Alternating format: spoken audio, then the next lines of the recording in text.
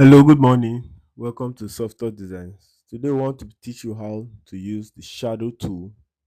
And the shadow tool is what most people yearn at by saying you want to bring out the shadow, you want to make something more embossive and stuff like that. And then this is, for example, this is a shadow text. This is just a text like this. And then let's say we want to make a shadow from this text. You can actually from let's give it a background and you by using a rectangle like this. Give it any color or background, let's say. Then so the rectangle is in front, so you can press control page down then so that the rectangle will go behind. And then from here, this is the text. Coming from here, you can see the shadow tool.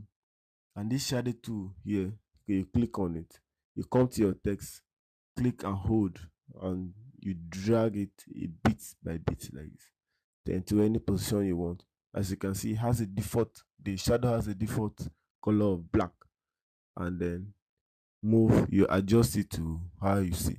But it's not coming out very well. Why? The reason for this is because the shadow is black, the color of the text is black. But in case you want it to come out better, you press F12 on your keyboard. This is for the outline. This is to outline it. Then here they say the width is no. On this drop down here, click from here, and then you can select options. Select, let's say, 4, and then come to scale with object, select, and then behind, and then OK. When you say OK, then you can come to this white color here, right click on it, like, and set color outline. When you set, it has changed, and you can see that it's very much brighter here.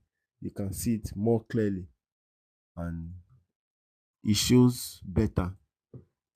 Thank you. Subscribe for more updates.